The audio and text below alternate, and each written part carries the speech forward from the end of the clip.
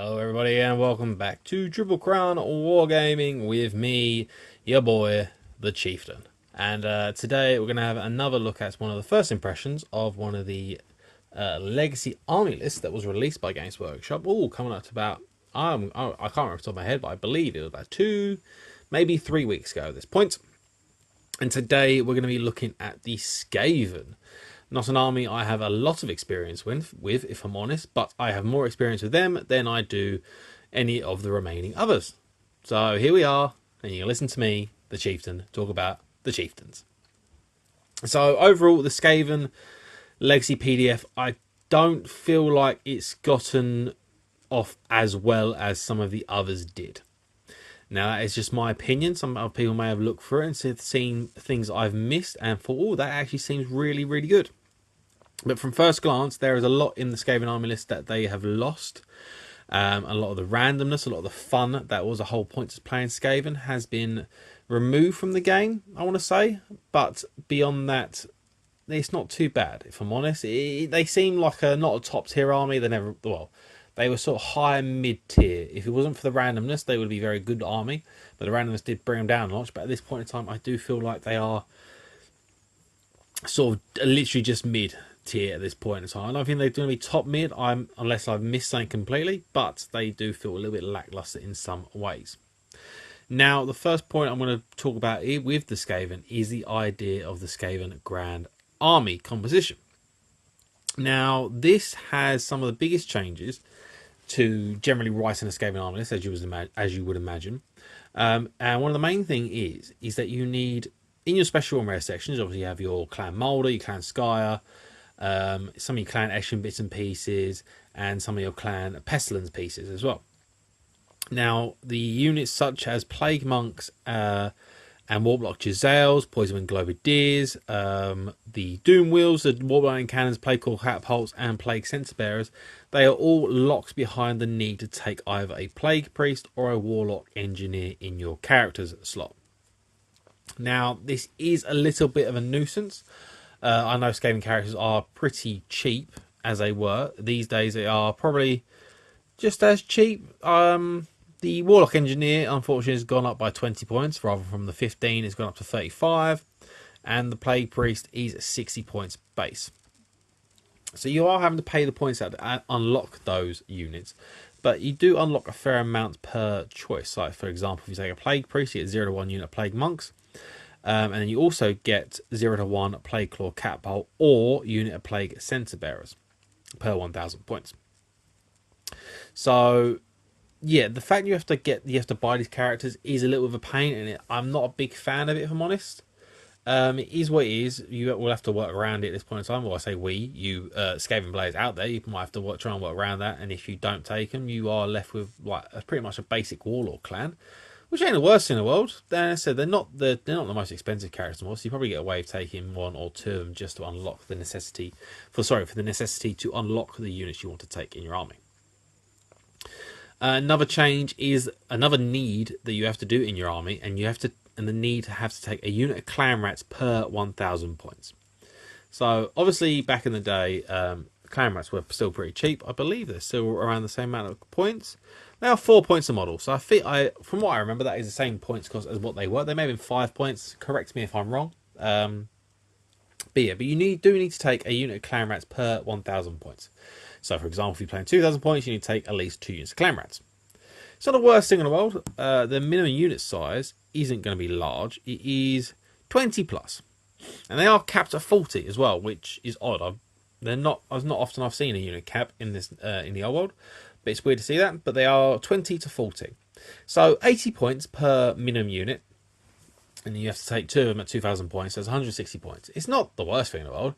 But in a game that is usually sized around 2,000 points, it can make a bit of a difference, the fact you've got to spend 160 points on 2 units that probably won't do anything in the game. Let's be honest here. They are Skaven, they are Clan Rats. They're just there to die or just to make up the points or make up the core tax. So overall, it's not another change I'm not particularly a fan of, and neither is the next one, which is that Skaven Slaves, the pretty much was the mainstay of every Skaven army list back in the competitive days of 8th edition, is just gone. Skaven Slaves are no longer a unit in the old world. The reason for this redaction of a unit, I cannot say. I cannot fathom why I decided to get rid of this unit. The only reason I can think of is that there has no specific models for clan rats. Sorry, for Skaven slaves, there are no specific models for that. I know a lot of people just used to go, oh, I'll just use this unit of clan rats and they'll be my Skaven slaves, so I won't give them a shield. Whether or not this is the reason, because they didn't have any units and they wanted to have the clan rats be bought as and used as clan rats, then maybe that's it, but I can't say for certain. Again, it's not another change I'm particularly fond of. The slaves were cheap, they were cheerful, they gave the numerous hosts of Skaven sort of that look of that it was a numerous host. It had a lot of bodies in a unit, which a lot of armies these days have lost that. A lot of units have lost their bulkiness that I was a big fan of. But we move on. But the loss of the slaves in the entire army, I just don't understand why they got rid of it. So overall, the Skaven army list is a bit restrictive, if I'm honest. It's a lot more restrictive than some of the others I've seen out there, with the fact you have to take certain characters to unlock certain units, the fact you have to take clan rats in your armies, regardless of what you want, and the fact the slaves are gone. So my next point from just quickly going over the old Skaven Legacy army list, or sort of PDF, is Skaven weapons teams. Now, these were seldom seen, if I'm honest, in a competitive Skaven army list in 8th edition. They were very random. And they didn't particularly do much because a lot of the shooting ones had move or shoot, and the combat ones just rarely got into combat because they only had a single wound. So these days, though, they have got a little bit of let's say a little bit of a new lease on life at this point in time. So the only units in the army that can take them are Storm Vermin and Clan Rats. Your Night Runners and your Gut Runners can't take the Warp Grinder anymore, which is not the worst thing in the world. You never really used to see them in the armies anyway. Just for example, the Gut Runners can still buy ambush, which is perfectly fine, but your Night Runners are sticking around in their units and not being able to ambush. So a little bit disappointing there, but so the only issue you are going to see these weapons being taken on is your Clan Rats and your Storm Vermin. Now Clan Rats is as the units you have to take, as I've just briefly mentioned. You could probably might be seeing more of these, and I think you will see more of these if I'm honest. For example, all the shooting ones, apart from the Poison Wind Mortar, for whatever reason, it's basically the Poison Wind Mortar lost it, but the other two shooting ones gained it, is the fact that they can move and fire. So the Rattling Gun and the Warp Fire Thrower, they can both move and fire now, which is lovely, because the Warp Fire Thrower never used to get seen in-game because of the fact he'd never got to shoot, because it had move or fire, so whenever he got in range, it just couldn't do anything, and he got shot. So, big sad there. So the Rattling Gun and the Warp Fire Thrower, they can now move and shoot, giving them another new lease on life as well. Another ease on the weapons team is the fact they now have 2 wounds. Rather than the old 1 wound they used to have, they now have 2 wounds. And I'll briefly touch on the rules. You have to deploy within 3 inches of their parent's team. They can use whilst within 3 inches of a parent unit, the weapons team gains a positive modifier to its leadership characteristic equals to the parent's unit current rank bonus up to a maximum of leadership 10. So you can use your parent unit's rank bonus to up your leadership. Realistically, it's going to be going up to leadership 7 because of the fact that all Skaven units have Horde. So they get to have 3 rank bonuses rather than 2, which means that your weapons team will go up to a maximum of 7, which is quite nice. And whilst in 3 inches of a parent unit and that unit contains 5 or more models, a weapons team cannot be targeted by enemy shooting or by enemy spells unless the weapons team is the closest target. Again, it just saves them from being shot at before they can actually make an impact in game. So back to the weapons teams themselves as well.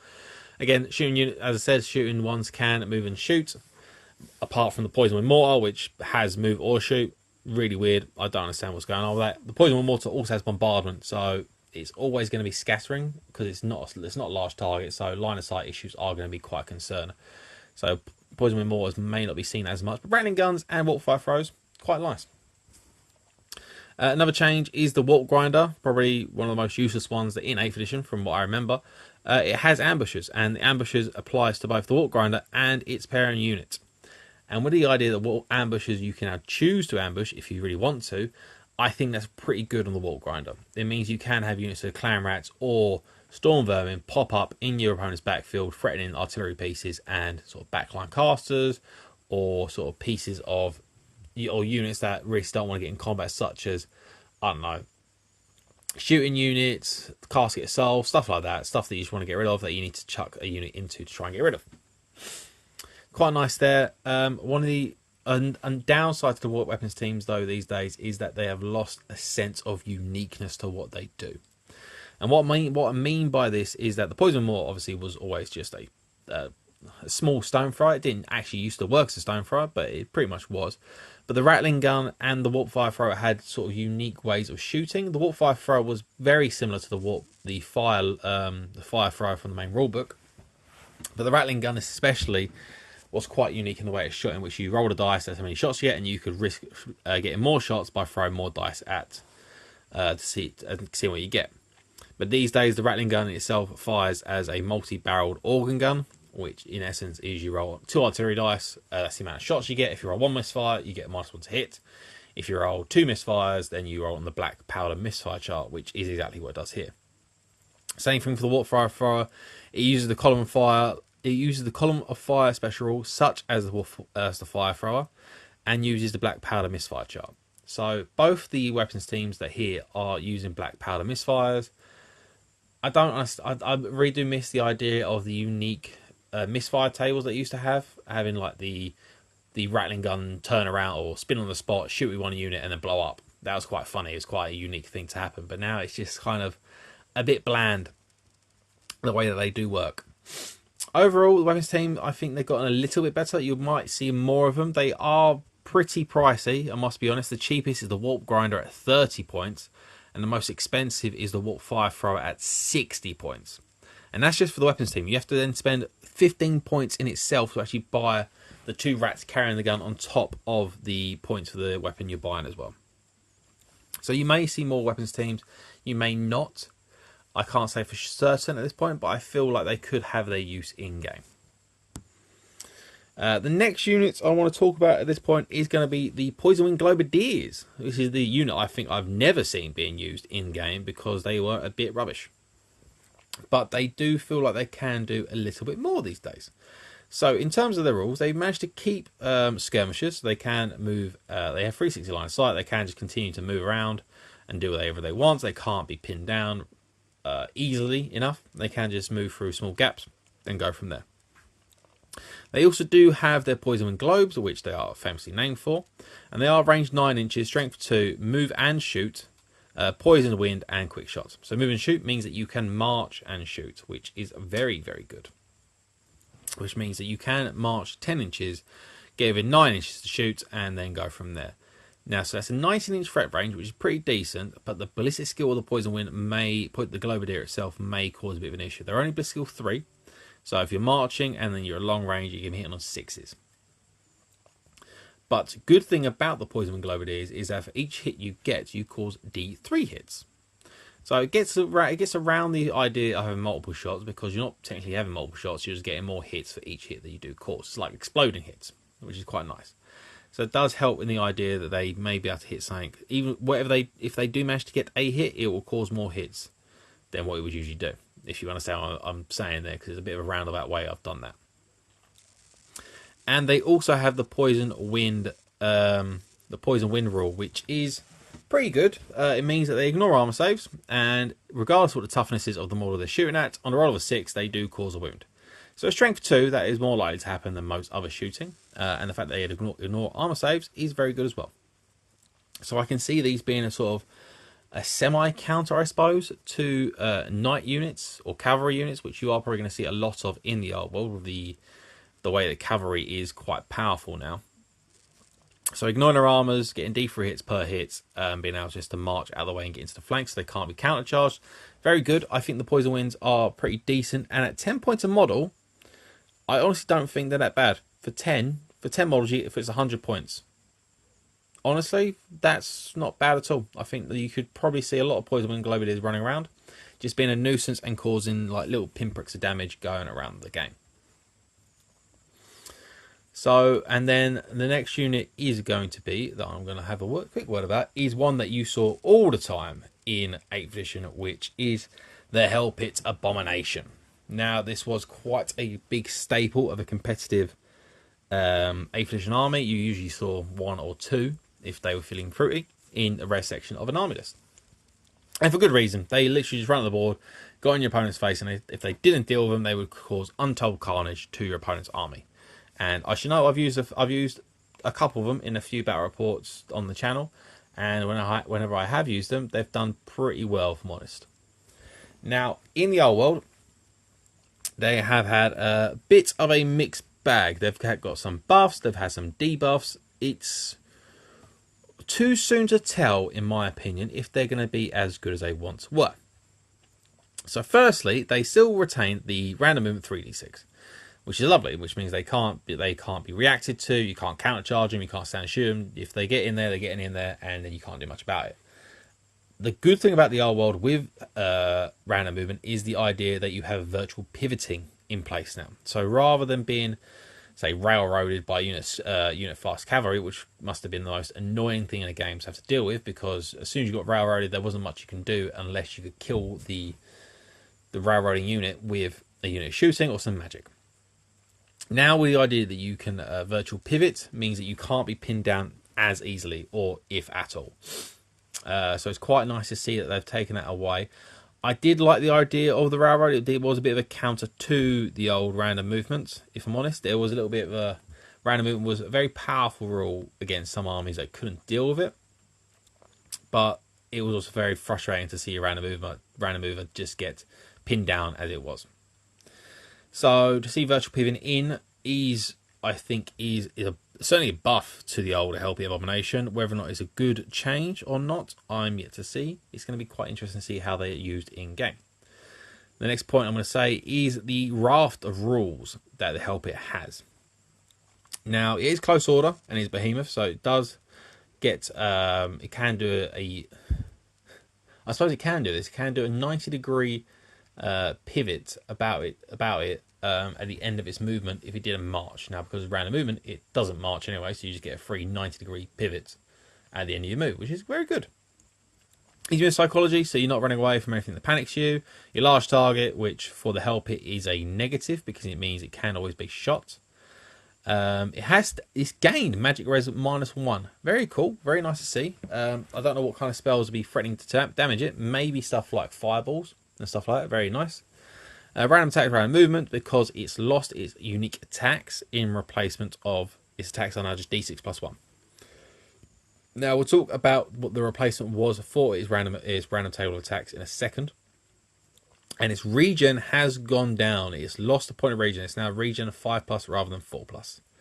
Now across the board, that seems to be the norm. Everything that had a 4+ regeneration now has gone down to a 5+.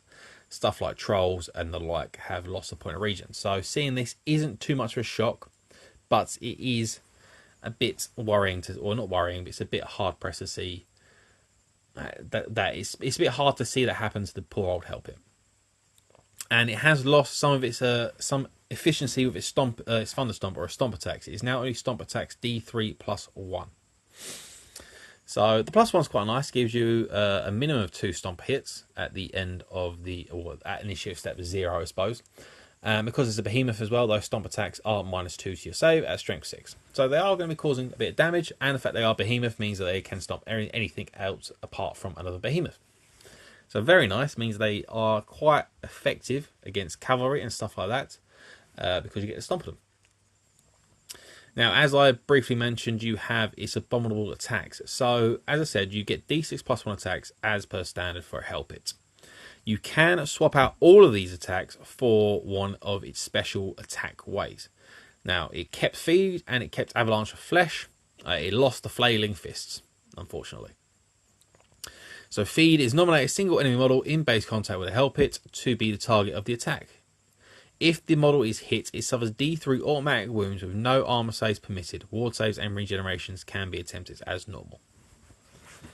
Now, the idea that you only get a single attack that you have to roll to hit with is a nuisance.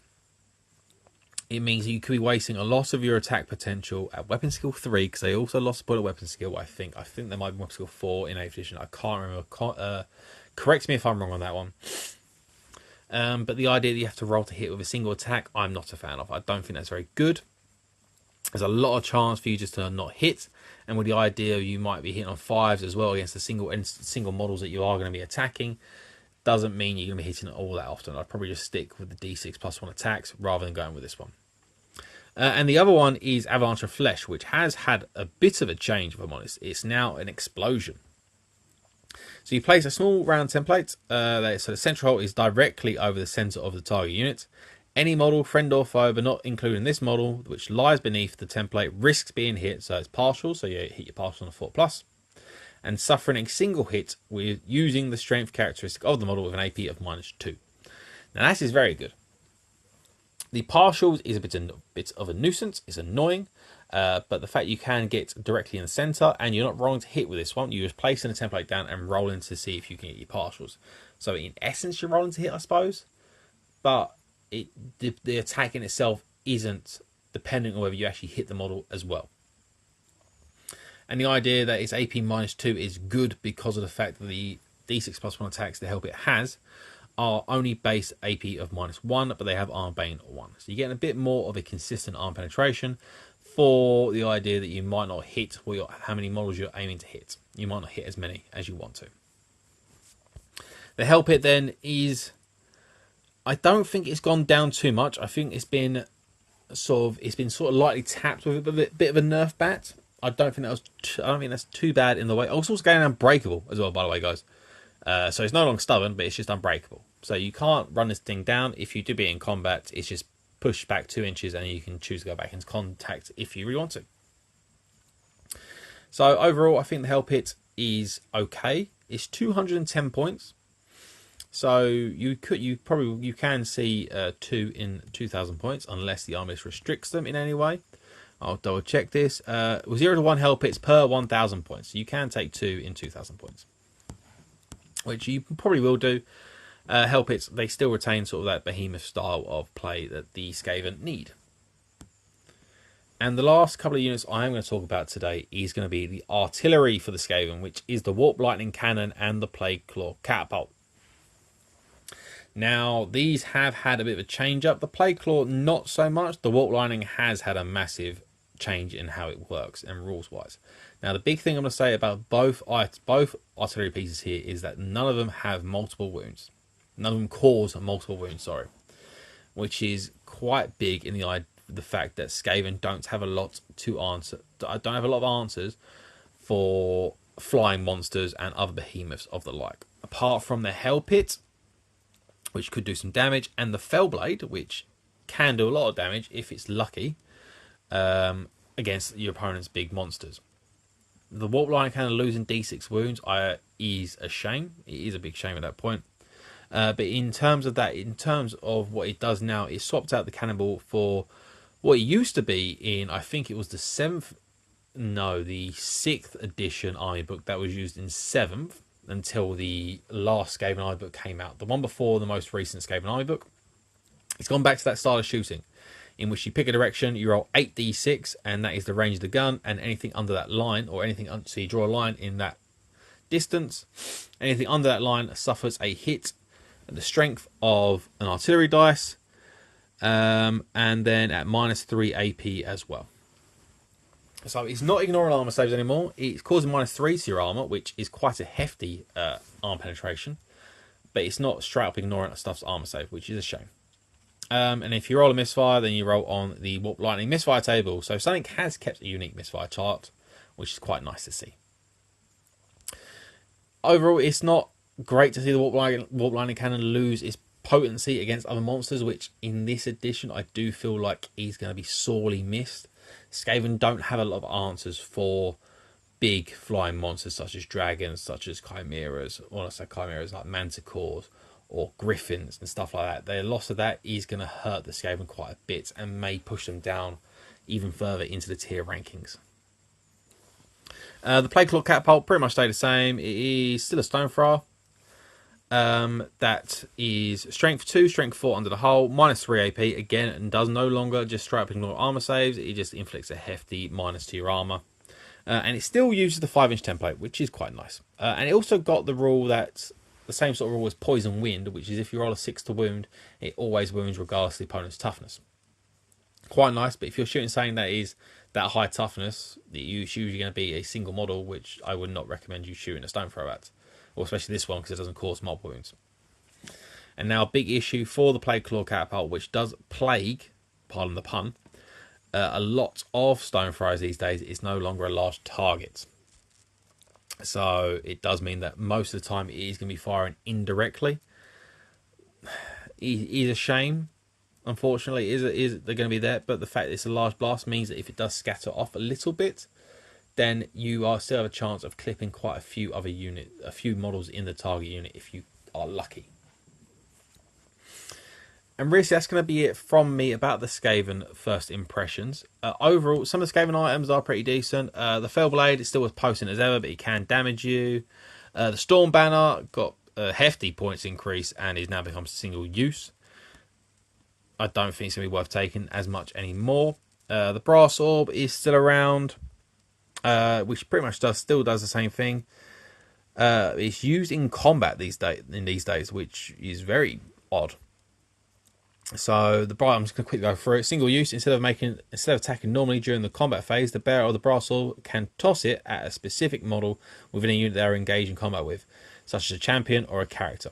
Make a single to hit roll. If successful, the target model must take an initiative test. If the test is failed, the target is removed from play as a casualty. Now, that's not as good because there's so many things that could go wrong for the brass orb. You have to roll a hit first, which in itself may be a bit of an issue, and then you also have to bank on your fact your opponent's going to fail the initiative test.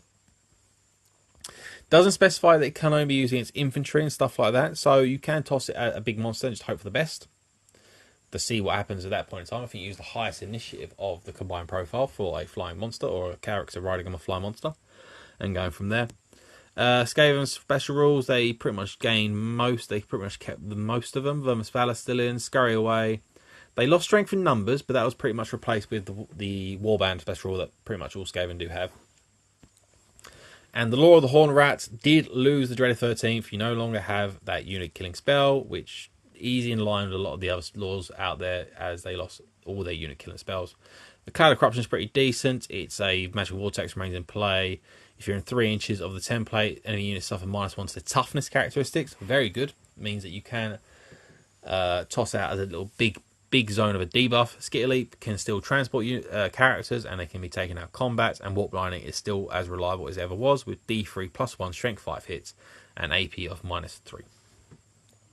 So overall, the Skaven, I feel like they've lost a lot of the uniqueness and the randomness that a lot of people did come to love about the Skaven. A lot of it's gone now. A lot of the unique misfire tables are gone. Randoms is gone. It's going to be interesting to see how they play in game. Whether or not how they actually fare on the tabletop, it could be good. A loss of randomness means a bit more in reliability, which is good to see. But I don't know how it's going to play out with I'm going to say what the current meta of the game is with cavalry and flying monsters. So, thank you for listening to me today, guys. If you have any thoughts yourself about how you feel the Skaven will play in the 8th edition, in the old world, let us know down below in the comments. Just tell me how you feel about the Skaven. If you are a Skaven player out there, if you enjoy if you like the way they look, if you don't like the way they look, how they're going to play in game, and go from there, guys. But until next time, I shall see you later. Remember to tag your friends and like, subscribe and share. Then head over to triplecrownwargaming.com and become a Knight of the Realm today. What are you doing, mate? You alright?